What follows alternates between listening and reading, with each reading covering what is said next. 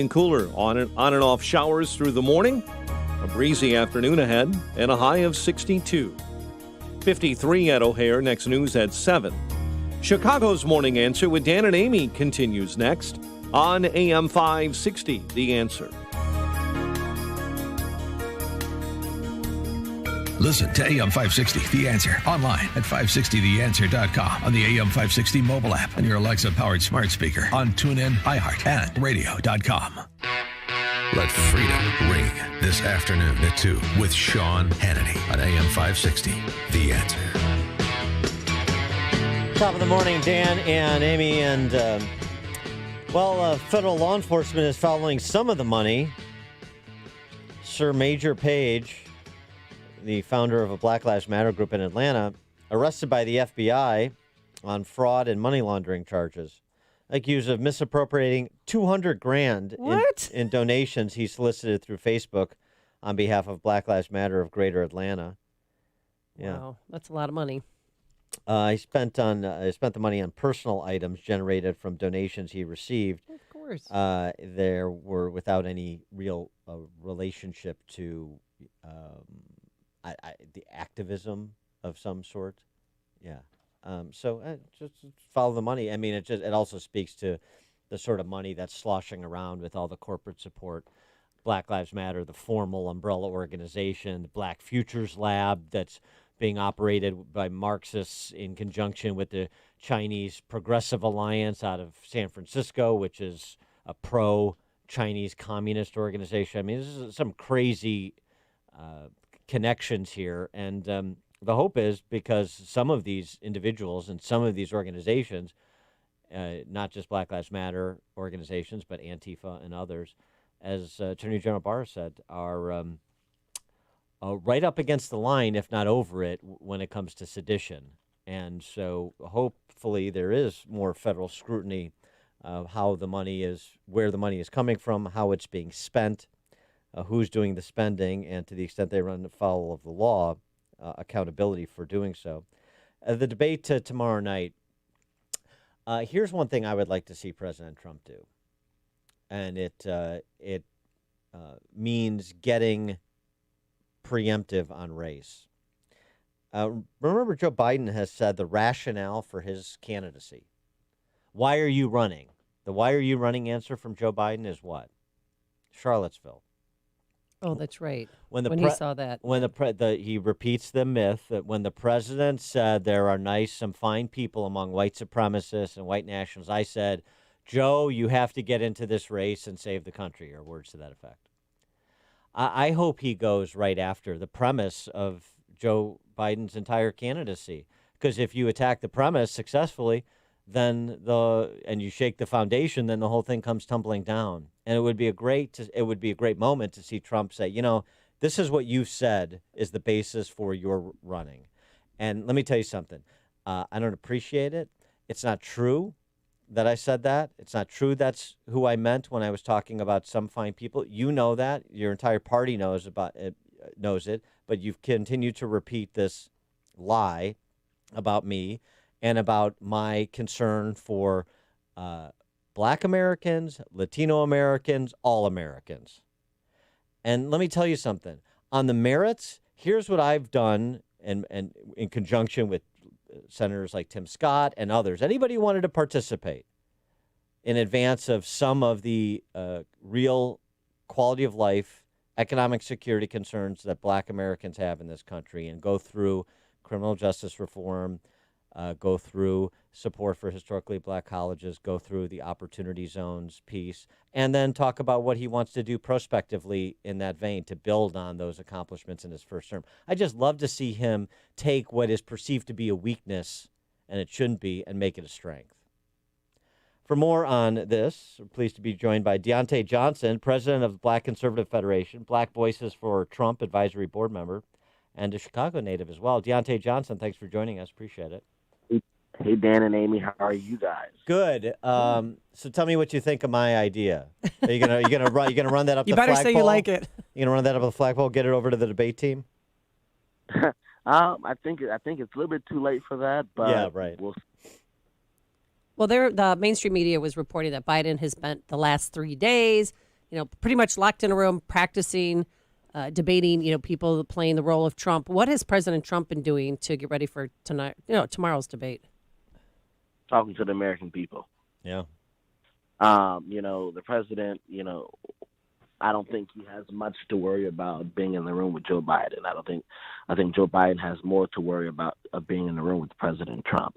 The president has been hit with everything possible these last 3.5 years that Joe Biden couldn't possibly turn him any other way. Yeah, I mean, an aggressive rally schedule in the week leading up to tomorrow night's debate, no question. And I wonder how you're feeling about, this question that a lot of people are asking. Could President Trump really get 10, 15, 20% of the black vote? Because if he's in double digits, then he's reelected. It's actually, I believe it's already there. I remember I'm comparing the support in 2016 to the support now, and it's pretty much doubled. And so we could see 16% to 15%. It can even take up to 20% because it's just more people. And I think you guys even notice that there's just more black support than we have ever seen in this party. And what do you attribute that to? I contribute that to the policy that this president has made. I contribute to the mistakes that the Democratic Party constantly continues to make, and I contribute that to promises made, promises kept. And the president has hit the black community where it matters the most. He has hit them in their pockets where it has made them positively on increasing their bank accounts. He's the paycheck president. When you say the mistakes Democrats continue to make, what are you referencing? They haven't done anything and they've been, we look at Joe Biden, who's running for president, and he's been in Washington for 47 years and haven't done anything in those 47 years. We look at all what the Democrats have done to try to stop everything the president has done. We see, and that's something that black Democrats are looking at. We look at what we see what happened with all of the protests and the looting and the rioting, and we see how the Democrats have endorsed tearing up the black community, endorsed tearing up black businesses, and they're watching. Do you think people in the African or black community are still upset what Biden said, that if you're voting for Trump, you ain't black? Well, I wish they were upset, but the Democratic Party gets a pass on so much when it comes to what they say and what they do. And so, I think that they have moved on from it, but, I think that we have to continue to push our policies. When you talk about the increase in support that President Trump is getting from black Americans this cycle, is it coming from any particular disproportionate from any particular demographic? In other words, is this younger people in their 20s and 30s? Is it middle income black families deciding that the Democrats are no longer interested in their future and their continued economic ascent, or is there any sense of that? I think it's a little of both. I think when we look at I think it's a little bit younger people who have said, I'm not going to follow that same regime that my parents followed and my grandparents, and I want to do something different. I want to figure out who I'm voting for.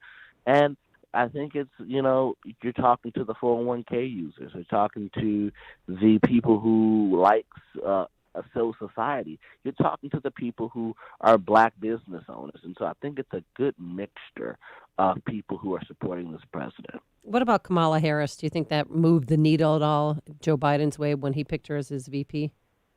I think it did absolutely nothing. I think it did absolutely nothing. I think it may have hurt him a little bit. Just by the treatment she gave him during the Democratic primary, and just by her record as Attorney General in California. The black vote, in terms of its import and where it could be the difference maker, where are you focused? Where are you looking? Is it North Carolina? Is it Michigan? Is it Wisconsin? I think the black vote. I think Georgia, and I think Pennsylvania is where a lot of the black. Well, we're going to see a lot of the black vote, and obviously South Carolina as well. Mm-hmm. And what about down ballot just a bit? I mean, you have some really attractive black conservative candidates like John James running in for Senate in Michigan, who his second go around, and is within striking distance, according to recent polling, of Gary Peters. That would be a huge pickup. Absolutely. John James. We have Wesley Hunt in Texas, who we can, Wesley Hunt in Texas, that's a really good seat. He has a very good chance of winning. We have Burgess Owens in Utah. We have Byron Donalds in Florida. Those are seats that we can definitely take. And Byron Donalds is, we definitely see that seat. I can definitely see that seat being very successful, as well as Burgess Owens and Wesley Hunt. Yeah, all great candidates. You're right, and we love Burgess Owens here. Wanted to get your take too, just coming down the stretch. President Trump confounded some people coming down the stretch in 2016 when just a few days out he was in Charlotte, basically with a specific message to black families saying, "What do you have to lose?" Right? I mean, this hasn't been working out for you so well. You've got these concerns and you've got these legitimate grievances. So maybe stop voting for the same sort of person, the same mentality. And this time around, do you expect him to, the close will be different, obviously, because he has a record like we were describing, but do you expect him to make that sort of same explicit appeal to black voters coming down the stretch? Well, he has made that appeal again. And we're looking at what have you, in the last 4 years, what have you gained? We talk about what historically black colleges, we talk about opportunity zones, we talk about criminal justice reform, we talk about how black businesses have skyrocketed. We talk about how 350,000 people have been lifted, black Americans have been lifted out of poverty. And so there's so many things that we have gained as a black community that this president has been responsible for taking care of. He is Diante Johnson, president of the Black Conservative Federation, Black Voices for Trump Advisory Board member, and a native Chicagoan as well, to kick. Diante Johnson. And I'm sorry, go ahead. Also, one last thing is also senior advisor of the Illinois Black Republican Coalition that's recently started as well. Oh, okay. All right, good to note that as well. Diante Johnson, thanks so much for joining us. Appreciate it. Thank you. Have a great day. And he joined us on our turnkey.pro answer line. The stories you need to know to start your day. This is Chicago's Morning Answer on AM 560. The Answer. The Lou Dobbs Financial Report is brought to you by Signature Bank.